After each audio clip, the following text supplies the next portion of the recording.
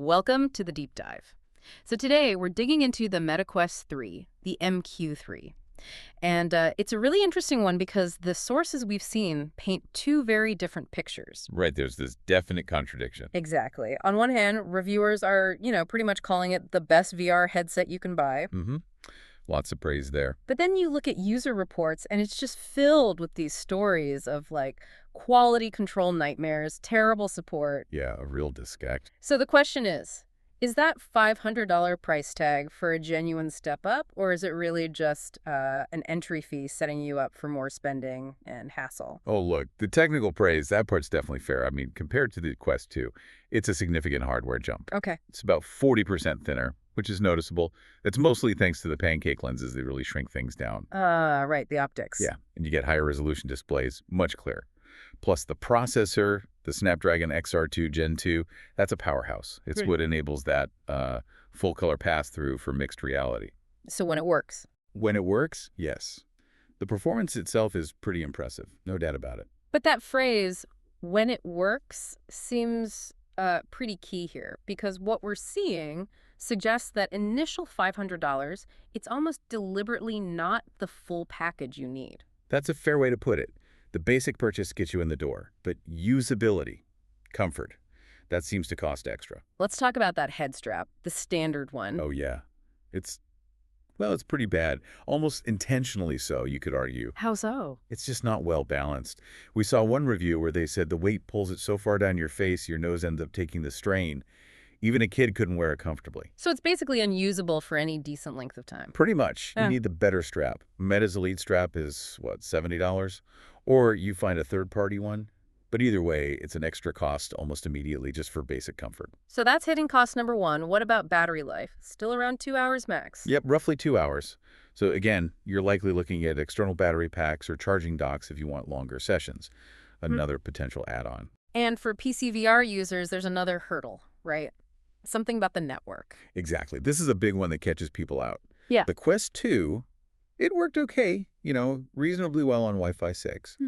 But the Quest 3, with its higher resolution and that full-color pass-through data streaming, it needs a lot more bandwidth to be stable for PC VR. Meaning? Meaning you really need Wi-Fi 6E for a good, reliable experience. And that's a significant network upgrade most people just don't have in their homes yet. It's not really advertised as a requirement. So comfort costs, battery costs, potential network upgrade costs. It adds up. Which brings us back to the quality control. These issues seem really widespread. They do seem alarmingly common. Yeah. We saw one story, a user went through 2 headsets right off the bat. 2? What was wrong? The first one had uneven lenses, apparently, and inconsistent triggers, the replacement. That one had 6 to 8 stuck pixels and a really strong chemical smell. Wow. So a 1 in 3 success rate just to get a working unit? In that specific case, yeah.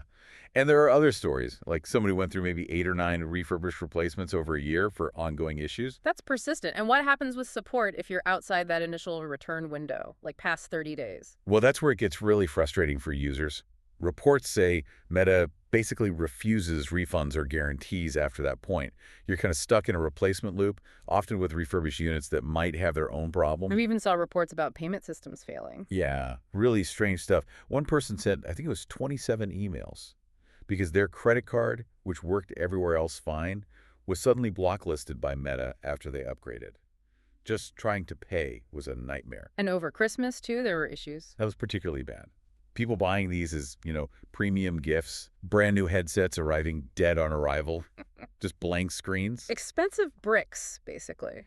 Right. And the blame was put on unresolved software issues, apparently. It just highlights a real lack of, commitment to sorting these problems out properly before shipping, or even supporting users effectively after. So putting it all together, the MQ3 hardware, when you get a good unit and have the right setup, it's genuinely good, technologically impressive. Correct. The potential is there. But the actual experience for a lot of users seems defined by needing to buy essential accessories, maybe upgrading your Wi-Fi, dealing with really significant quality control risks, and then hitting a brick wall with support if things go wrong later. That sums it up pretty well. Which leads to a maybe provocative final thought for you to consider. Okay. If key parts like the head strap, maybe even the base battery performance, seem deliberately let's say, under-engineered to push sales of higher margin accessories. Driving that average selling price up. Does that change how we define the best VR headset? Is it purely about the tech specs anymore? Or is it partly about how successfully a company executes its monetization strategy, even if it means making the base product less usable out of the box? It's a really interesting question. How much do those mandatory extra costs, the ones needed just for basic function and comfort, how much do they obscure the true price and value of the device? Something to think about.